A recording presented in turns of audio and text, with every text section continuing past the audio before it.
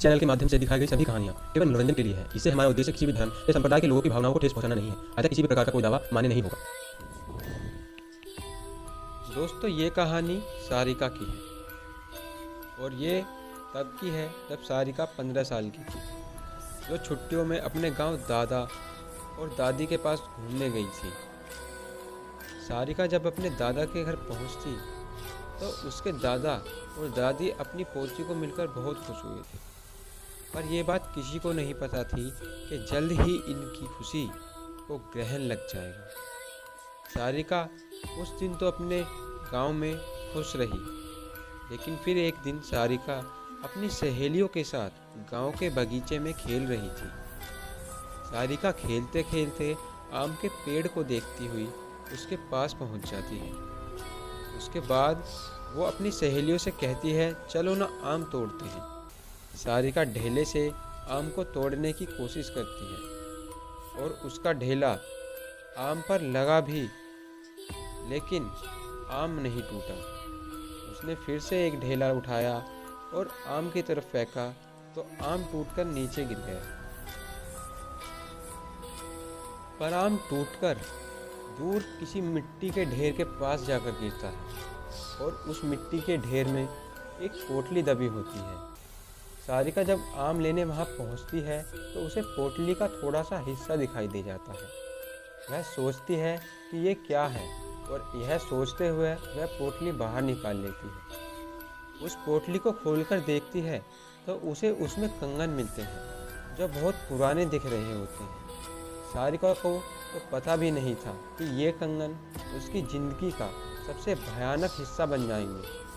वो कंगन उसे अपने साथ आकर्षित कर रहे थे और उसने उन्हें अपने पास रखते हुए कहा कि इन्हें घर लेकर जाऊंगी।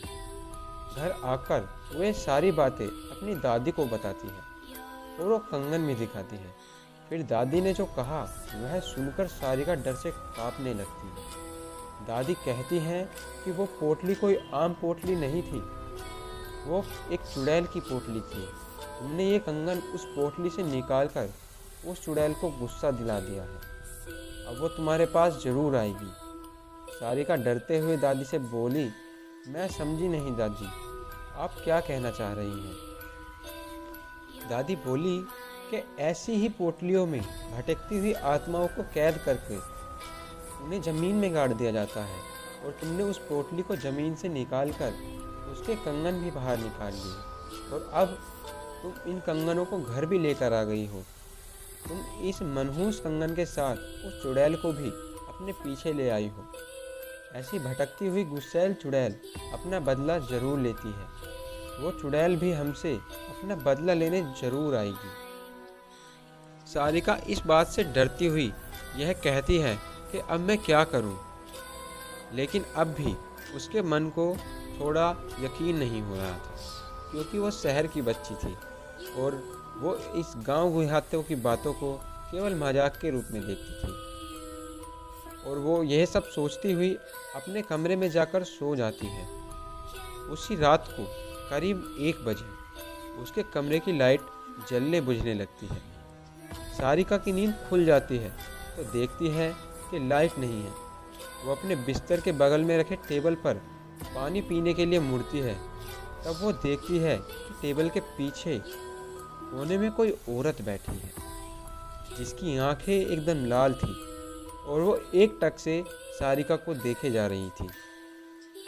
सारिका बहुत जोरों से चिल्लाई। वह पसीने पसीने हो गई और चिल्लाते हुए अपनी दादी के पास गई। पर दादी के कमरे में देखा तो वह उसको दादी कहीं भी नजर नहीं आई। वो बरामदे में गई तो दादी उसको ज़मीन पर गिरी हुई मिली। सारिका अपने दादा को खोजने लगी, पर उसके दादा उसे कहीं नजर नहीं आए। जब वो पूरे घर में अंधेरे में खुद को अकेला पाती है तो वह बहुत डर जाती है। सुबह जब उसकी नींद खुली तो उसे अपना दादा और दादी दिखी। वो अपने दादा को सारी कहानी बताती है और बताते बताते बहुत ज़ोरों से रोने भी लगती है। दादी बोली, हम दोनों तो अपने कमरे में ही थे। दादी सब समझ चुकी थी। वो यह भी समझ चुकी थी कि यह कोई और नहीं बल्कि उसी चुड़ैल का काम था।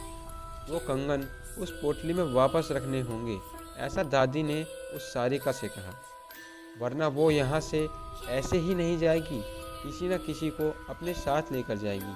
सारिका बोली, चलो ना दादी, कंगन अभी रख आते हैं। दादी बोली, नहीं, उस चुड़ैल से पीछा छुड़ाना है तो तुम्हें अकेले ही वहाँ रात में जाना होगा, क्योंकि तुम ही अकेले उन कंगनों को लेकर इस घर में आई थी और वो केवल तुम्हारे पीछे है। सारिका हिम्मत करके कहती है, ठीक है, मैं चली जाऊंगी दादी। दादी ने बोला, ये सब वो चुड़ैल तुम्हें इतनी आसानी से नहीं करने देगी। इसलिए दादी ने उसे रात में जाने से पहले एक मंत्रों से युक्त ताबीज उसके हाथ में बांध दी थी। अब सारिका रात होने के बाद अकेले बगीचे की तरफ निकली। थोड़ी देर बाद उसे किसी के रोने की आवाज़ सुनाई दी। पर दादी ने कहा था कि जो भी हो, कुछ भी हो, चुड़ैल तुम्हें अपनी ओर आकर्षित करेगी। तुम उसकी बात पर जरा भी ध्यान मत देना, तुम उसकी तरफ देखना भी मत, वरना वो तुम्हें अपने कब्जे में कर लेगी। एक बार उसने तुम्हें अपने कब्जे में कर लिया तो फिर कोई कुछ नहीं कर पाएगा, वो तुम्हें मार भी सकती है। सारिका इस बात का ध्यान रखते हुए ईयरफोन लगाते हुए गाना सुनते हुए चलने लगती है। तभी कुछ दूर जाने पर उसका मोबाइल काम करना बंद कर देता है। फिर भी वो चलती रहती है और उस पोटली के पास पहुंच जाती है। तभी उसे महसूस होता है कि पीछे कोई खड़ा है, पर दादी ने कहा था उसकी तरफ देखना भी मत, और डर की वजह से वो पसीने से लथपथ हो गई थी। फिर वो हिम्मत करते हुए उस पोटली को खोलकर उसमें से कंगन निकालकर उस जमीन में गाड़ देती है और उस पोटली को भी वहीं पर एक गड्ढा खोदकर उसी के पास गाड़ देती है और आंख बंद करके बहुत तेज़ी से वहाँ से भागती है और सीधे अपने घर आ जाती है। चुड़ैल से तो उसका पीछा छूट जाता है, पर वो इतनी डर जाती है कि दूसरे दिन ही शहर में अपने मम्मी पापा के पास चली जाती है। और सारिका की ज़िंदगी का ये खौफनाक हिस्सा उसे आज भी डरा देता है।